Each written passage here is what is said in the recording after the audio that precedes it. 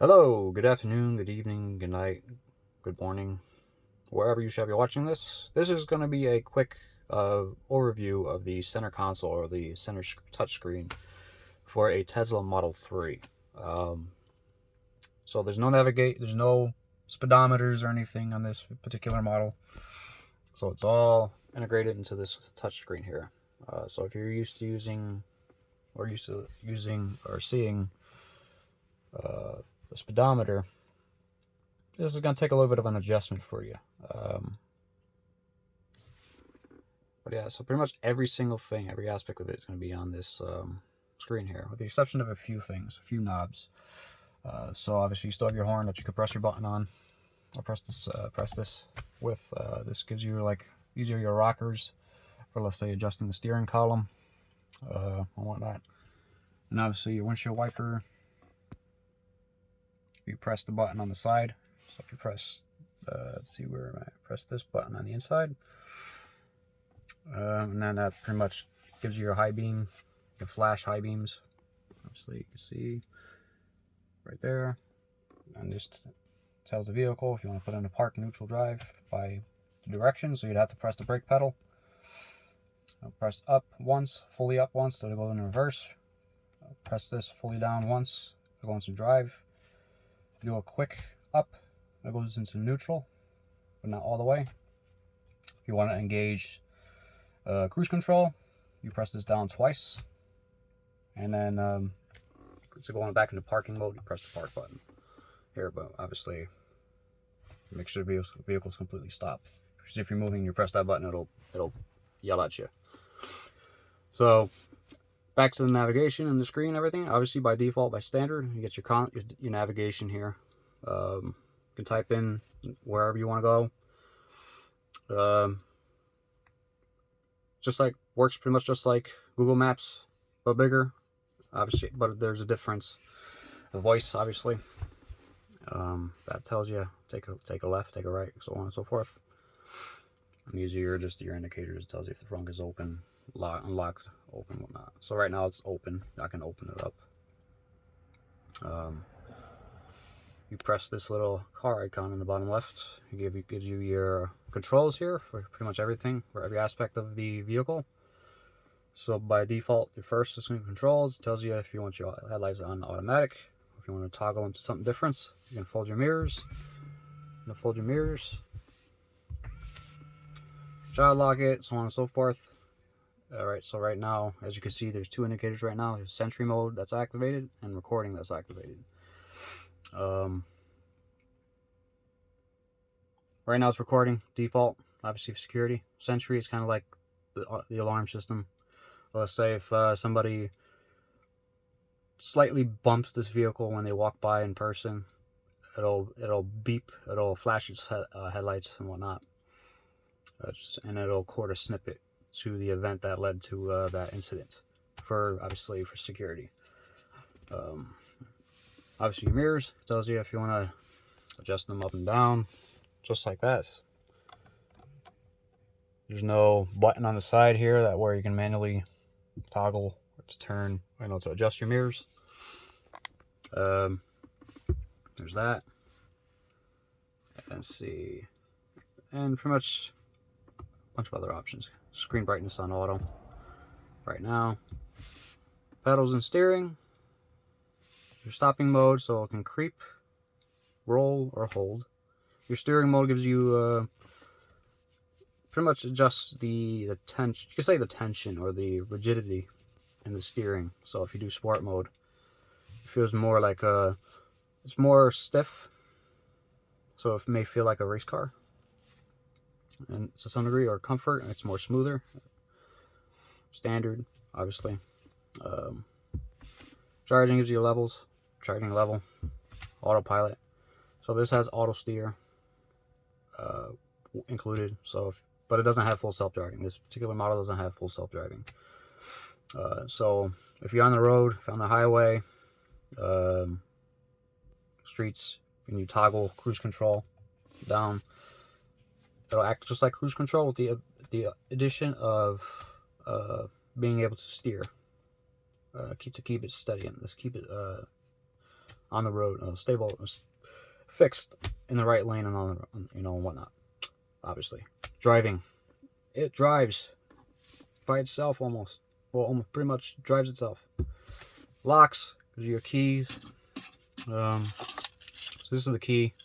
So that should light up as soon as I slide this under here. It does. It didn't do it before. Oh, it's not doing it. Well, highlighted. Lights. Oh, it gives you your options there. Auto high beam, your display. So right now, you can just like on some web browsers, you can toggle light mode, dark mode. This is dark mode. Let's say it's probably useful if you want to conserve energy. Right now, set to automatic. Trips gives you an overview since your last charge, your last trip, so on and so forth. And navigation gives you a volume control for the navigation volume, so how loud it talks to you. It's just like Google Maps, gives you the option to avoid ferries, avoid tolls, so on and so forth. Safety. Right now, sentry mode is off. I could turn that on. I can exclude certain locations. Could disable certain things, so on and so forth. But since this is not my vehicle, because I'm technically renting it, I'm gonna leave it off because for sure the actual owners of the vehicles will get the alerts. Oops, sorry about that cut. Accidentally pressed the wrong button. Service. This pretty much gives you an overview of the tire pressures for each tire, which is nice. I always like seeing the digital number of your tire gauge. Well, to see what your tire pressure is digitally versus just having to put a little tool on there to measure it. It does have a car wash mode, so depending on if you go through a touchless or go through one of those classic car washes that where you would normally have to switch your car into neutral mode, and then it grabs one of your front left tire and pulls it through. You could do that. So if you can enter car wash mode, and it gives you the ability to select enable or to enable free roll, which pretty much allows the vehicle to free roll and be able to keep track in those type of car washes. But if you're sitting stationary, you don't need to. You just sit still, and then you can always exit out. It gives you a screen clean mode. So let's say if you need to clean your screen, so you don't want to touch any of the options, whatnot, without or messing up any of your settings. Clean it off. Once you're done cleaning, you hold this little prompt here, and you're back. And obviously, again, the fold mirrors. So now we're going to go into the climate control. So you press this little button here. Pull this down. Actually, go back. Press that, and it gives you your options for the climate control inside your vehicle. This thing is blasting. Heated steering wheel. Turn it down. It gives you the option to point it downward, upward, so on and so forth. And it adjusts inside here, in between there. You can do the same with the rear, and just heat and whatnot. By default, I have it set to auto based on temperature, but I'm not using it. It's set for the sake of saving energy. Obviously, there's your call button, so it gives you your calls, it pulls your contacts if you have your phone connected via Bluetooth. If you give it permission, you can see your history of calls. Here it gives you streaming capabilities. This gives you access to your cams, so it gives you your rear view. You scroll up, you see your side. You press this, gives you some additional buttons for use and different additional apps. So Spotify, energy, calendar, so on and so forth. You can pretty much consider this like your favorites bar. This gives you kind of like the vehicle's entertainment console here. So you have obviously, because it says it there, entertainment. So if you have internet connected, connected to, if you have this connected to Wi-Fi, you can have access to apps. There's also an arcade, which comes with some some games by default. I had it on chess last time because I was playing some chess. It's fun if you're trying to kill some time to, you know, if you're waiting for something, or waiting, and maybe you're stuck in traffic for an hour. I hope not, because that would suck. And you could do something on here if you're not going to be tied up with your phone. Media again, streaming, and here's your volume, overall vehicle volume for your speakers. But yeah, that's just a quick overview of the vehicle's center console. You can say center console with the touchscreen. Again, it pretty much has everything on here, with the exception of these few controls here. Can't call that a gas pedal because there's no gas. Just call it the accelerator. And here's the little overview look at the interior. Got some lights. Press that, turn the lights on. There's your hazard. So there is hazards that you can test, that you can press manually. One big wide open moonroof. No, there's no piece that goes over to hide it. So it's just always open like this. Just same thing in the back, which is nice because if you want to like relax and put your seat back, you can get a nice view of the sky. So let's say if you like stargazing and you don't want to leave your vehicle, it's late at night and you have a nice clear view of the sky, you can just sit out in this vehicle, protected from the elements. If you want to, you know, feel comfortable without stepping out, you can just stargaze. This is your some space, storage space. If you want to close it, you just tap that up and it closes. Again, this is the key fob, your cup holders. These are the extra additional storage. Rears, rear seats, back. But yeah, speaker. Other than that, this is a nice vehicle. It's definitely definitely a cool vehicle, or just a cool car in general. I'm a big technology guy. I like technology. I like to see Teslas as I would say almost the epitome, or the latest and greatest in terms of technological innovation or integration, so to speak. So it's one of the reasons why I just like Tesla in general. It's not because it's not because I want a Tesla because it's popular. I want a Tesla because it's a good representation of what's when you incorporate all different types of technology into like one little thing, into one vehicle basically. Now obviously this is the base model. This is Model 3. This is not the Model S, not the Model X.